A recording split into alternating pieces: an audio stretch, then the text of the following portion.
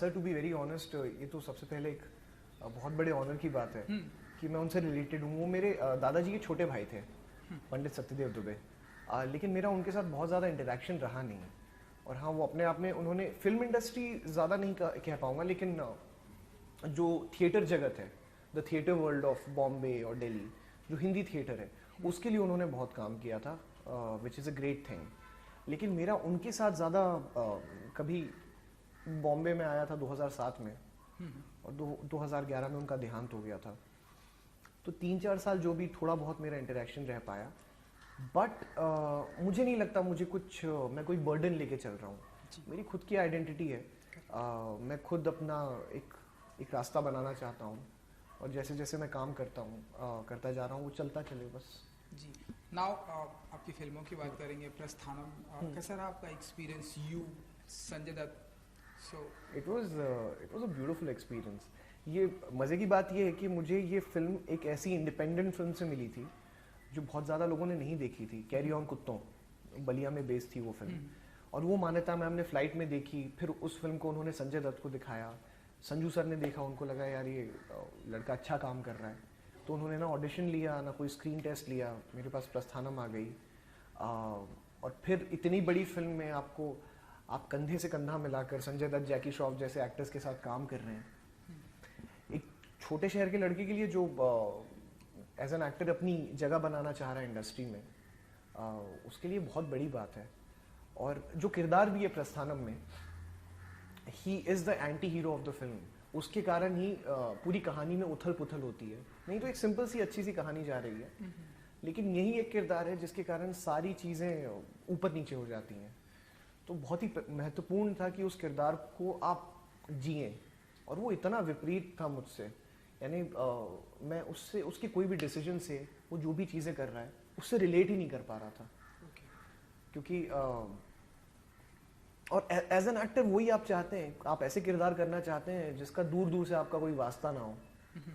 तो traumatic experience था मेरे लिए ज़्यादा ये कैरेक्टर करना। लेकिन अब जब काम की तारीफ हो रही है तो अच्छा लग रहा है। कई लोगों ने ये कहा, मुझे पता है एक स्क्रीनिंग थी कुछ दिनों पहले, तो एक लड़की निकली स्क्रीनिंग से, उन्होंने, मैं वो शब्द इस्तेमाल नहीं कर सकता, बस like beep I hate you, and वो चली गई। फिर अपना कॉफ़ी उठा के वापस आई, बोले वो आपके लिए नहीं था, आपने जो कैरेक्टर किया उसके लिए था। लेकिन I have seen your ad films, I have seen your film before, but I never imagined you to be so in a devil state. वो हिंदी में एक शब्द होता है विभत्स।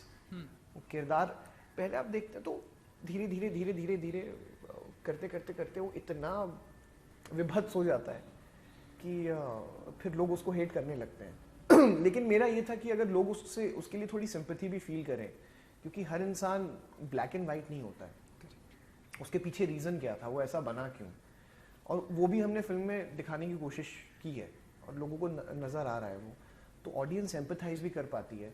लेकिन फिर आपके कारनामे अगर इतने माशाल ना हो तो फिर जी जी जी। एंड यू नो, स्क्रीन पे आप हैं, संजय दत्त जी हैं, हमारे हिंदी फिल्म इंडस्ट्री के बाबा, लोग उन्हें प्यार से कहते हैं, संजू बाबा दादा। आपका कैसा रहा उनके साथ का पर्सनल एक्सपीरियंस, एंड कैसे देखते हैं आप उन्हें? मैं उनको बाबा की तरह ही देखता हूँ। मुझे याद है पहले दिन जब मैं ऑफिस में बैठा हुआ था, मैं रीडिंग के लिए गया था, तो पीछे से एक हाथ आया ऐसे किसी ने, तब तक मैं बाबा से मिला नहीं था। मैंने टर्न किया, Sanjay Dutt is standing in front of me. उन्होंने मुझे कहा कि बेटा मैंने तुम्हारा काम देखा and you really good, and I am looking forward to work with you, and हमारे कुछ बहुत अच्छे सीन्स हैं साथ में। तो मेरे लिए थोड़ा वो सरियल टाइप का मोमेंट था, ऐसा लग रहा था हो रहा है नहीं हो रहा है, पिंच करूँ अपने आप को। फिर वहाँ से बात आगे बढ़ी, फिर हमने शूट करना शुरू किया, तो मुझे रियलाइज़ हुआ कि एज एन एक्टर मैं बहुत ही भूखा हूँ, और मुझे पता था इस किरदार को अगर मैं अच्छे से कर गया तो बहुत सारी चीज़ें अच्छी हो सकती हैं। और आप जो भी काम करते हैं, हर काम में आप जान डालना चाहते हैं, लेकिन ये किरदार ही कुछ इतना पागलपन से भरा हुआ था।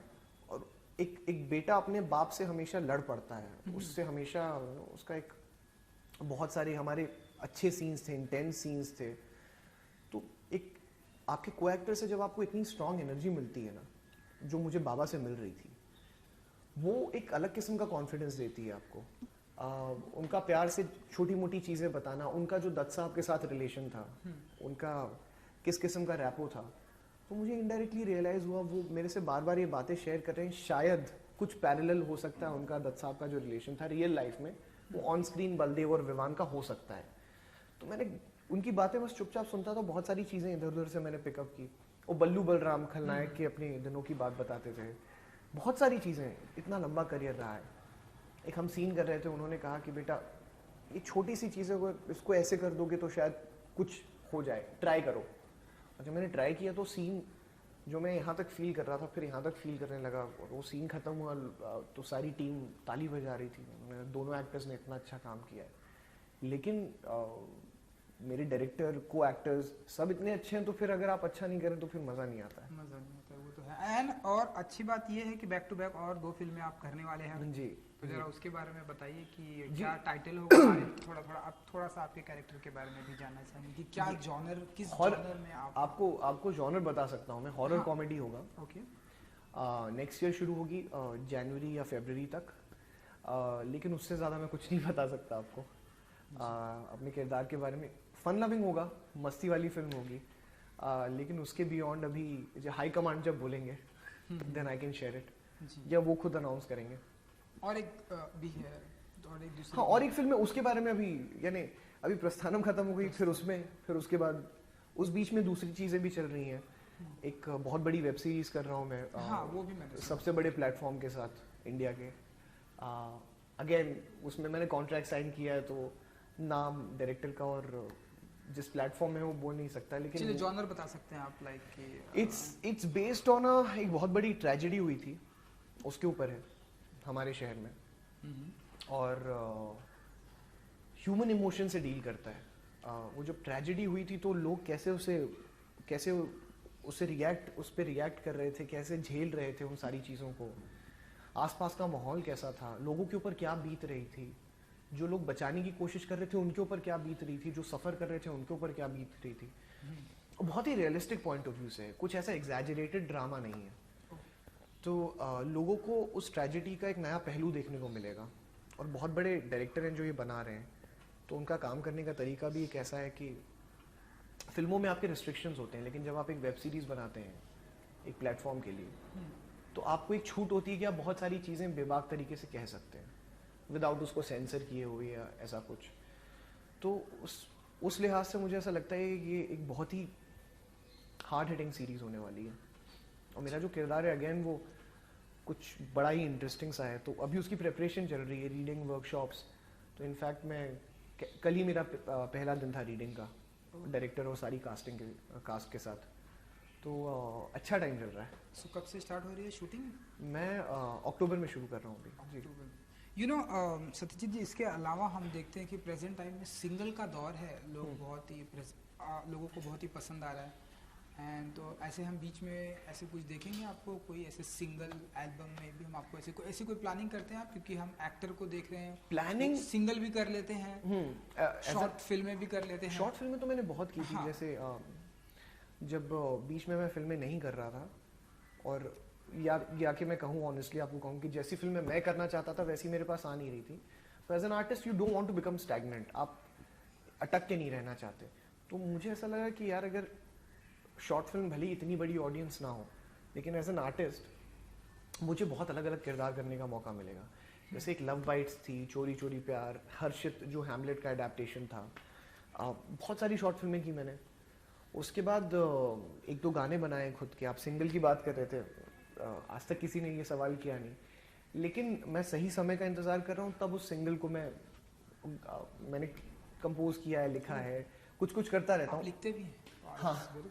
तो अपार्ट फ्रॉम एक्टिंग वो हमेशा एक सवाल चलता रहता है ना, कि हमेशा आप एक किरदार कर रहे हैं जो किसी राइटर ने लिखा है, कोई डायरेक्टर आपको इंस्ट्रक्ट कर रहा है कि भाई इसे ऐसे करो, कपड़े किसी और के हैं, जूते किसी और के हैं, मेकअप कोई तो मैं कौन हूँ फिर उसमें?